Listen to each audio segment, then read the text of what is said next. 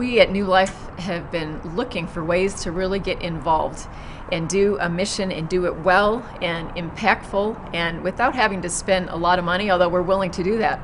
But when we heard about these refugees living just within 10 minutes of our door, we just thought, wow, what an opportunity to be able to go deliver some welcome baskets and meet these people. And it has turned into so much more. It has turned into, really, it's become a ministry for many people through New Life Bible Fellowship. And not just our church, but other churches as well are teaming up with us as word gets out in the community about the great things that are happening. And you know, you don't have to go across the seas. You don't have to go and get a passport. There's no passport required because the people are coming to our doorstep. There's so many needs and so many ways to get plugged in. And one of the exciting things is the Karenni Crafters group that we're calling it.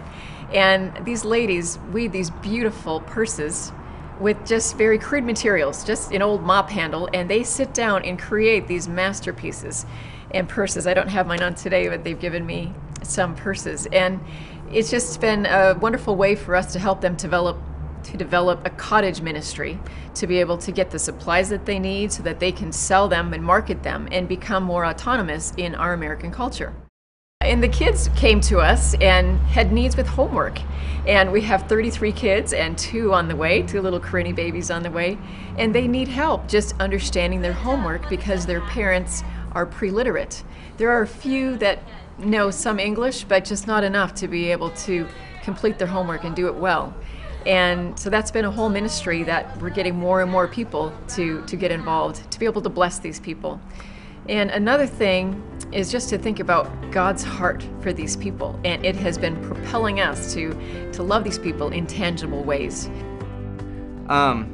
About 7 months ago, I was looking for some opportunities for our junior high and high school students to get involved outside of the church, loving their neighbors, getting to know the city of Tucson. And so I knew that there were some families and some people in our church who were working with various ministries, and I wasn't sure the specifics. So I called up Paula Starker and I said, hey, we would love to get involved on a regular basis somewhere. What's going on in Tucson? I'm new to Tucson.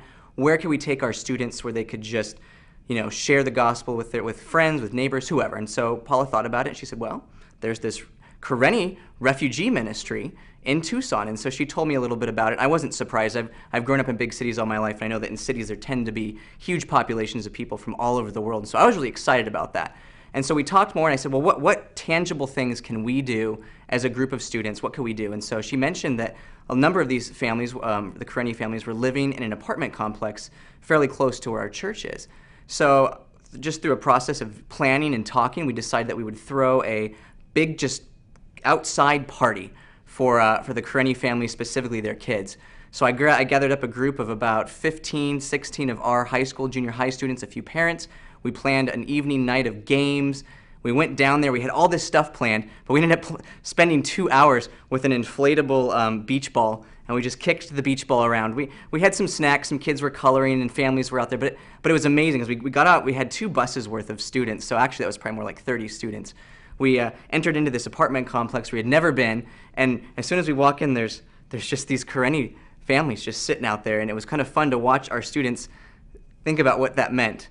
What do we do? Do we wait for them to come to us, or do we just put our hand out and welcome them in? And so they jumped right in. They started hanging out with them. They partied with them. They shared drinks and snacks. They played games, and it was really fun because there is a huge language barrier. Some of the Karenni families could speak English, but for the most part, our kids had to wrestle with, wow, can Jesus really jump across cultures? And if we don't speak the same language, does that block or have an obstacle to our relationship? And they discovered that no, people are people, and you throw a ball out, you throw some snacks out, and all of a sudden you're pals. And so it was a great night. Our students, that was a while ago, and our students still talk about that. In the time since then, we've had some of the Karenni students come to our Bible studies. They've come to our vacation Bible camp. They've come on Sunday mornings, and it's fun to see some of our students who know them a little bit by name just go out and shake a hand and welcome them, and really that cultural barrier, it's still there, but it's breaking down a little bit. And so it's been fun to see that. So when I first heard of Tucson Refugee Ministry, I wasn't sure what to think about. Refugee to me is a word I'm familiar with, but where refugees are, not Tucson, Arizona. New York City maybe, Los Angeles maybe, but Tucson, Arizona.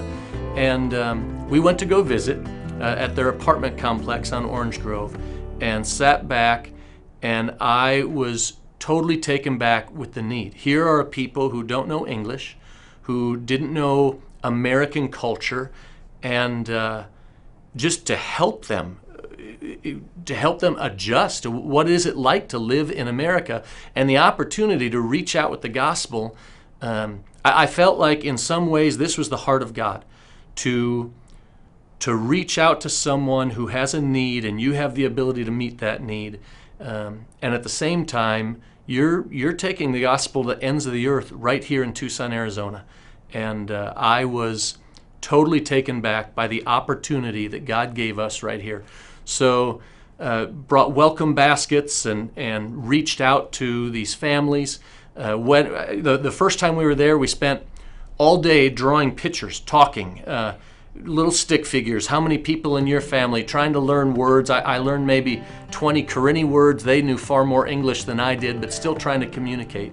And it was an enormous blessing. And reaching out to this group of people, the biggest thing we found is it is almost spontaneous. There's no program, there's no structure that you can totally put up.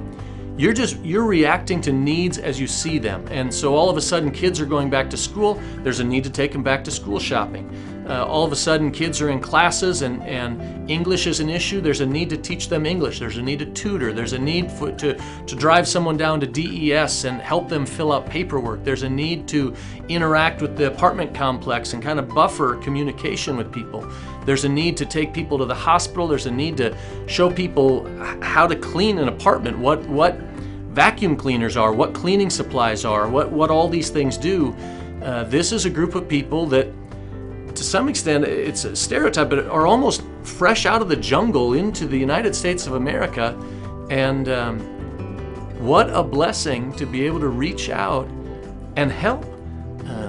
I don't know of a better example of the Good Samaritan that we experience.